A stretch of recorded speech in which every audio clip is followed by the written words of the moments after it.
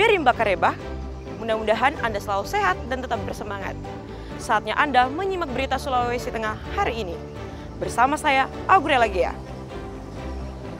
Sejumlah berita aktual dan menarik seputar Sulawesi Tengah telah kami siapkan untuk Anda. Berikut 3 berita utama hari ini. Sebuah rumah kos terbakar di Desa Bunta, Kecamatan Petasia, Kabupaten Morowali Utara.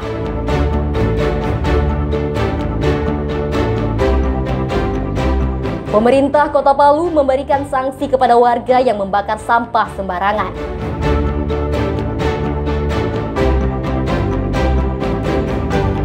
Ratusan pengendara motor terjaring razia selama operasi Patuh Tinombala tahun 2025.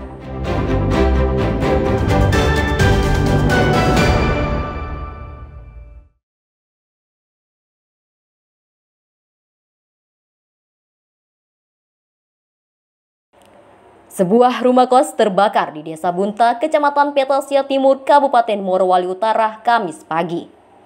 Tidak ada korban jiwa dalam musibah itu, namun kerugian materi ditaksir mencapai ratusan juta rupiah. Kebakaran yang menimpa bangunan berlantai 2 tersebut terjadi sekitar pukul setengah 8 pagi. Belum diketahui dari mana sumbernya api yang dengan cepat melalap bangunan milik AT tersebut.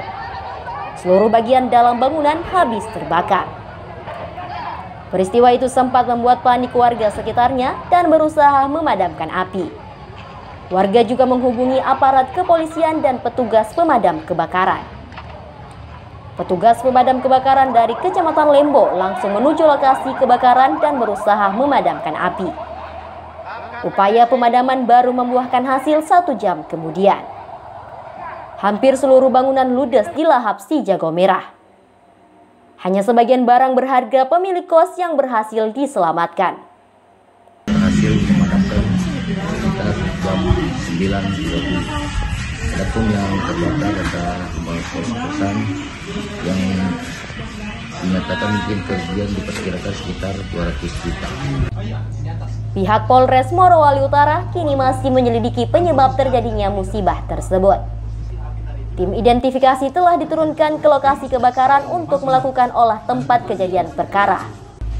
Selain itu, sejumlah saksi mata telah diperiksa dan dimintai keterangan. Syamsuddin Tobone melaporkan dari Morowali Utara.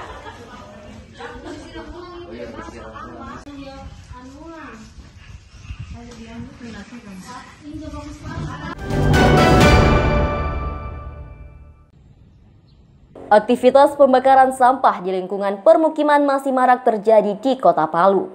Padahal pembakaran sampah secara mandiri dinilai berbahaya bagi kesehatan dan berisiko memicu kebakaran. Dinas Lingkungan Hidup Kota Palu mengimbau masyarakat untuk menghentikan kebiasaan tersebut. Sesuai peraturan Wali Kota Palu nomor 37 tahun 2017, pelaku bisa dikenai teguran hingga denda maksimal 1 juta rupiah. Imbauan juga ditujukan kepada pelaku usaha yang melakukan pembakaran sampah.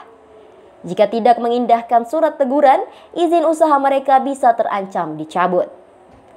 Melalui struktur RT, RW hingga pihak kelurahan, DLH mengajak warga untuk aktif melaporkan praktik pembakaran sampah agar pelaku bisa diedukasi.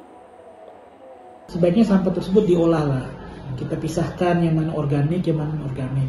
Yang organik itu kalau boleh diolah kembali supaya bisa menjadi kompos dan sebagainya.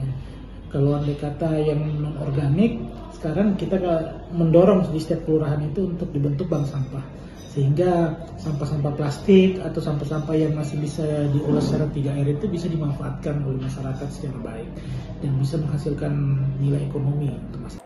Untuk mengurangi jumlah sampah yang dihasilkan warga, DLH juga mendorong pemilihan sampah organik dan anorganik di tingkat rumah tangga. Setiap kelurahan didorong membangun bank sampah agar sampah plastik dan sejenisnya bisa diolah dan bernilai ekonomis bagi masyarakat.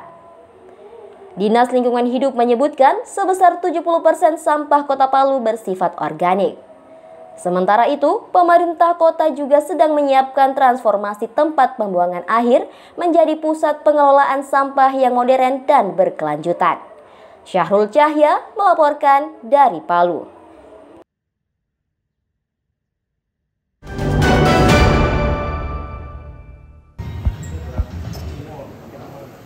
3 narapidana anak yang selama ini ditahan Lembaga Pembinaan Khusus Anak Palu akhirnya dinyatakan bebas.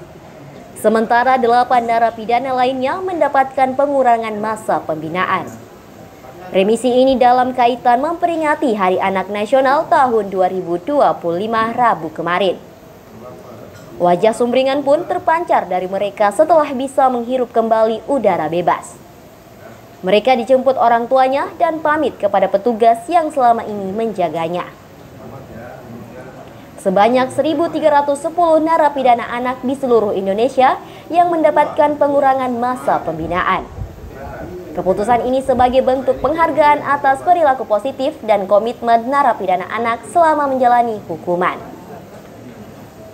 Kepala Kantor Wilayah Direktorat Jenderal Permasyarakatan Sulawesi Tengah, Bagus Kurniawan, menyebutkan ada 11 anak yang diusulkan untuk mendapatkan remisi dan ternyata seluruhnya disetujui oleh Kementerian Hukum. Ke-10 anak itu terdiri dari 10 anak LPKA Palu dan 1 anak dari Lapas Leong. Hari ini adalah Hari Anak Nasional, dirangkaikan dengan pemberian pengurangan masa pidana seperti remisi ya bagi anak-anak warga binaan masyarakat di LPKA kelas 2 Palu. Program dari KLPKA dalam rangkaian anak itu wajib dilakukan pembinaan dan wajib dilindungi dan diberikan hak-haknya. Kita tidak ada diskriminasi baik dalam hak belajar, hak asuh, dan perlindungan anak. Besaran pengurangan masa tahanan narapidana anak-anak bervariasi, yakni antara 1 hingga 2 bulan. Mereka dinilai memenuhi syarat administratif dan substantif. Dari 11 narapidana yang diusulkan mendapatkan remisi, 2 anak lebih dahulu bebas melalui program integrasi bebas bersyarat, sedangkan 1 anak lainnya langsung bebas. Ikram Boyoge melaporkan dari Palu. Kami ucapkan kepada tamu dan para